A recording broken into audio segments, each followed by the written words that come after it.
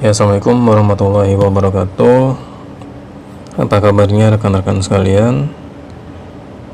Kali ini saya akan membagikan tutorial mengenai bagaimana caranya untuk membuat soal di EduBox. Yang pertama yang kita butuhkan yaitu Microsoft Word. Di sini Microsoft Word-nya bisa dari versi 2010, 2013, 2016 ataupun 2019.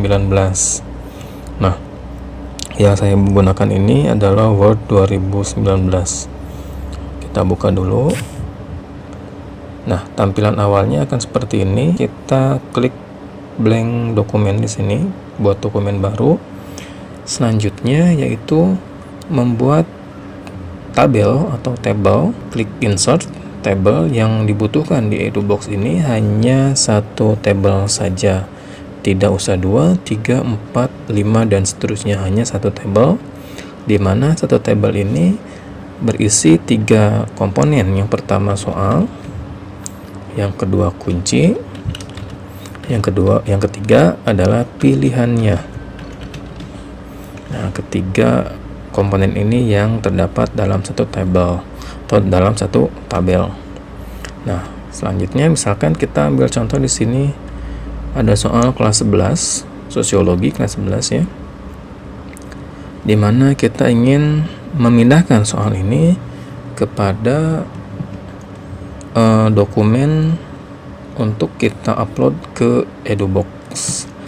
Bagaimana caranya? Yang pertama, kita blok dulu dari atas sini sampai ke sini, dari atas sampai ke pilihan E-nya, kita copy Ctrl+C atau kita klik kanan copy, lalu kita pindahkan ke dokumen yang tadi, kita lakukan Ctrl+V atau klik kanan paste yang ini. Nah, maka otomatis dia akan tampil di sini. Yang selanjutnya rekan-rekan perlu lakukan yaitu menghapus nomor di sini, ya, dimana di EduBox ini tidak usah menggunakan nomor. Nah, lalu bagaimana jika kita lupa soal telah kita ketik berapa atau kita sudah mengetik berapa soal?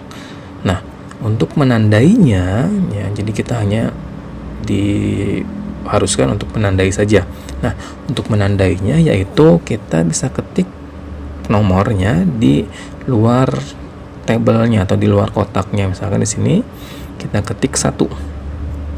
Nah, udah seperti ini saja. Angka di sini hanya sebagai penanda bahwa kita sudah mengetik berapa soal.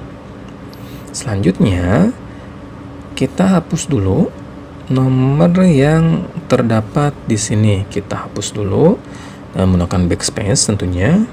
Nah, apabila sudah terjadi seperti ini, kita hapus lagi. Nah, jadi di dalam kotaknya tidak diperkenankan ada nomor atau numberingnya tadi. Nah, selanjutnya kita ketikkan di sini, kita enter dulu sekali, kita ketikkan kunci, dan jangan lupa kasih spasi satu kali, titik 2 dan spasi lagi. Misalkan di sini contohnya adalah A. Nah, jadi tidak diperkenankan untuk menulis kuncinya seperti ini. K, U-nya kecil dan tanpa spasi, langsung spasi A. Nah, yang ini, yang bawah ini penulisan yang kurang tepat ini ya. Penulisan kunci yang kurang tepat ini ya. Ini kurang tepat. Jadi penulisannya seperti ini, kunci spasi sekali ini ya, titik 2 dan juga spasi lagi sekali. Itu berarti ini salah satu contoh yang kurang benar atau yang tidak benar. Kita hapus dulu. Nah, selanjutnya kita lakukan pembuatan pilihannya, dimana kita klik di sini. Nah, ini sudah otomatis ya. Jadi numberingnya secara otomatis atau melakukan panel numbering di sini ya, numbering di sini. Nah, numbering di sini itu diwajibkan harus sama dengan kunci A-nya. Di sini A-nya kan dia huruf kapital, maka A di sini, A, B, C, D, dan E di sini itu harus huruf kapital juga. Bagaimana caranya? Pertama kita klik di sini numberingnya, kita klik di sini yang tanda panah ini, kita klik, kita ubah ke A besar ini. Nah, ini A besar ini, maka otomatis dia akan mengikuti semua. Nah, itu salah satu contoh nomor 1. Nah, bagaimana kita untuk lanjutkan ke nomor 2, nomor 3, nomor 4, nomor 5, dan selanjutnya kita lakukan yaitu enter sekali. Lalu kita masuk lagi ke insert, masuk lagi ke table, kita buat lagi 1 ya, dan kita ketikkan atau kita pastikan soal yang lainnya. Misalkan di sini contohnya nomor 3 ini ya. Nah, ini jenis soal yang cukup bagus ya. Kita kopikan, kita pastikan di sini. Nah, ini otomatis masih ada di sini, ada nomornya. Ingat, di dalam tabel itu tidak boleh ada nomor ya, nomor ini maksudnya. Nah, bagaimana dengan ini? Nanti kita akan bahas. Kita hapus dulu.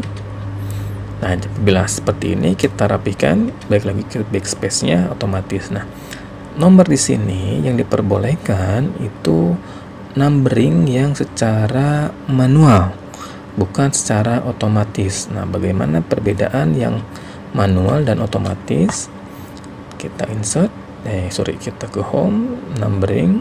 Nah, ini misalkan, nah ini adalah numbering otomatis, dan yang ini yang di bawah adalah numbering manual. Nah, jadi apabila ada soal yang jenisnya seperti ini, maka mempergunakan numbering yang manual saja.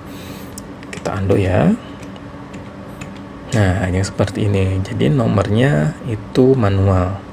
Ini akan terbaca sebagai soal ya, terbaca sebagai soal yang sah atau yang terverifikasi mungkin ya.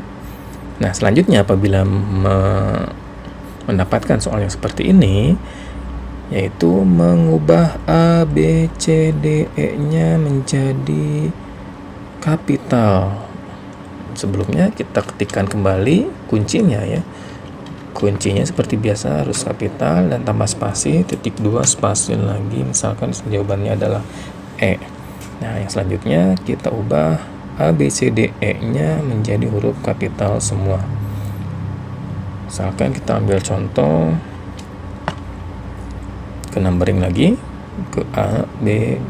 Nah, ini kita hapus, kita enter, ini pun sama, kita enter, hapus, kita enter. Nah, ini sudah menjadi soal yang kedua. Kita atur-atur lagi. Apabila ini pilihannya tidak sama dengan soal, kita bisa seret ininya ke kiri, dan ini pun sama, kita seret ke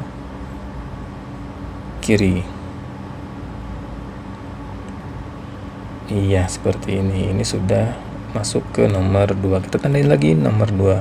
Ya, kita akan buat contoh soal yang ketiga. Kita insert lagi satu tabel saja. Misalkan di sini ada satu soal di sini yang memiliki pilihannya berupa gambar ya, berupa gambar. Kita pastikan di sini seperti biasa, kita hapus nomornya. Nah, ini secara otomatis akan tercopy ya.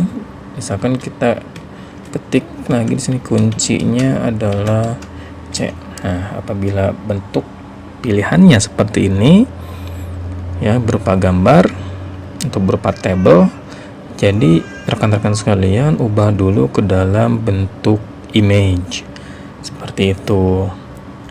Nah, selanjutnya ini merupakan suatu contoh pembuatan soal pada Microsoft Word bentuk print layout. Oke, sekian dari saya mengenai tutorial bagaimana membuat soal untuk EduBook. Terima kasih banyak atas perhatiannya. Wabillahi taufik wal hidayah. Wassalamualaikum warahmatullahi wabarakatuh.